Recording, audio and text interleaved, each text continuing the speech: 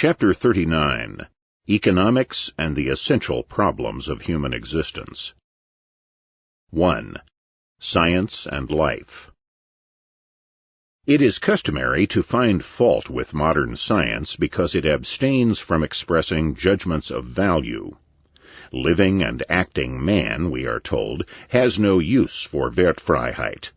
He needs to know what he should aim at. If science does not answer this question, it is sterile. However, the objection is unfounded. Science does not value, but it provides acting man with all the information he may need with regard to his valuations. It keeps silence only when the question is raised whether life itself is worth living. This question, of course, has been raised too, and will always be raised. What is the meaning of all these human endeavors and activities, if in the end nobody can escape death and decomposition? Man lives in the shadow of death. Whatever he may have achieved in the course of his pilgrimage, he must one day pass away and abandon all that he has built. Each instant can become his last. There is only one thing that is certain about the individual's future: death. Seen from the point of view of this ultimate and inescapable outcome, all human striving appears vain and futile. Moreover, human action must be called inane even when judged merely with regard to its immediate goals. It can never bring full satisfaction. It merely gives for an evanescent instant a partial removal of uneasiness. As soon as one want is satisfied, new wants spring up and ask for satisfaction. Civilization, it is said, makes people poorer because it multiplies their wishes and does not soothe but kindles desires. All the busy doings and dealings of hard-working men, their hurrying, pushing, and bustling, are nonsensical, for they provide neither happiness nor quiet. Peace of mind and serenity cannot be won by action and secular ambition, but only by renunciation and resignation. The only kind of conduct proper to the sage is escape into the inactivity of a purely contemplative existence. Yet all such qualms, doubts, and scruples are subdued by the irresistible force of man's vital energy. True, man cannot escape death, but for the present he is alive, and life, not death, takes hold of him.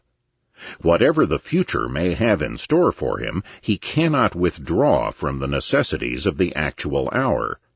As long as a man lives, he cannot help obeying the cardinal impulse, the élan vital. It is man's innate nature that he seeks to preserve and to strengthen his life, that he is discontented and aims at removing uneasiness, that he is in search of what may be called happiness. In every living being there works an inexplicable and non-analyzable id. This id is the impulsion of all impulses, the force that drives man into life and action, the original and ineradicable craving for a fuller and happier existence. It works as long as man lives, and stops only with the extinction of life. Human reason serves this vital impulse. Reason's biological function is to preserve and to promote life, and to postpone its extinction as long as possible. Thinking and acting are not contrary to nature. They are, rather, the foremost features of man's nature. The most appropriate description of man as differentiated from non-human beings is a being purposively struggling against the forces adverse to his life. Hence, all talk about the primacy of irrational elements is vain. Within the universe, the existence of which our reason cannot explain, analyze, or conceive, there is a narrow field left within which man is capable of removing uneasiness to some extent. This is the realm of reason and rationality, of science and purposive action. Neither its narrowness nor the scantiness of the results man can obtain within it suggest the idea of radical resignation and lethargy. No philosophical subtleties can ever restrain a healthy individual from resorting to actions which, as he thinks, can satisfy his needs. It may be true that in the deepest recesses of man's soul there is a longing for the undisturbed peace and inactivity of a merely vegetative existence. But in living man, these desires, whatever they may be, are outweighed by the urge to act and to improve his own condition. Once the forces of resignation get the upper hand, man dies. He does not turn into a plant. It is true, praxeology and economics do not tell a man whether he should preserve or abandon life. Life itself, and the unknown forces that originate it and keep it burning, are an ultimate given, and as such beyond the pale of human science. The subject matter of praxeology is merely the essential manifestation of human life, namely, action. 2. Economics and judgments of value. While many people blame economics for its neutrality with regard to value judgments, other people blame it for its alleged indulgence in them. Some contend that economics must necessarily express judgments of value, and is therefore not really scientific, as the criterion of science is its valuational indifference. Others maintain that good economics should be and could be impartial, and that only bad economists sin against this postulate. The semantic confusion in the discussion of the problems concerned is due to an inaccurate use of terms on the part of many economists. An economist investigates whether a measure A can bring about the result P, for the attainment of which it is recommended, and finds that A does not result in P, but in G, an effect which even the supporters of the measure A consider undesirable. If this economist states the outcome of his investigation by saying that A is a bad measure, he does not pronounce a judgment of value. He merely says that from the point of view of those aiming at the goal P, the measure A is inappropriate. In this sense, the free trade economists attacked protection. They demonstrated that protection does not, as its champions believe, increase, but, on the contrary, decreases the total amount of products, and is therefore bad from the point of view of those who prefer an ampler supply of products to a smaller. It is in this sense that economists criticize policies from the point of view of the ends aimed at. If an economist calls minimum wage rates a bad policy, what he means is that its effects are contrary to the purpose of those who recommend their application. From the same point of view, praxeology and economics look upon the fundamental principle of human existence and social evolution, namely, that cooperation under the social division of labor is a more efficient way of acting than is the autarkic isolation of individuals. Praxeology and economics do not say that men should peacefully cooperate within the frame of societal bonds. They merely say that men must act this way if they want to make their actions more successful than otherwise. Compliance with the moral rules which the establishment, preservation, and intensification of social cooperation require is not seen as a sacrifice made to a mythical entity, but as the recourse to the most efficient methods of action, as a price expended for the attainment of more highly valued returns. It is against this substitution of an autonomous, rationalistic, and voluntaristic ethics for the heteronymous doctrines both of intuitionism and of revealed commandments that the united forces of all anti-liberal schools and dogmatisms direct the most furious attacks. They all blame the utilitarian philosophy for the pitiless austerity of its description and analysis of human nature, and of the ultimate springs of human action.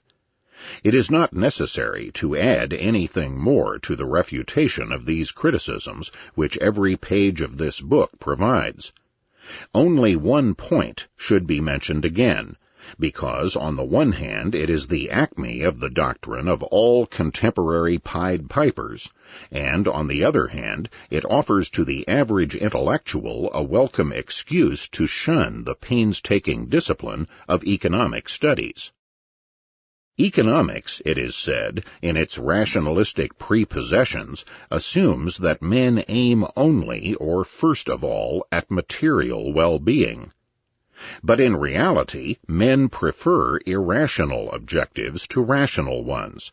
They are guided more by the urge to realize myths and ideals than by the urge to enjoy a higher standard of living.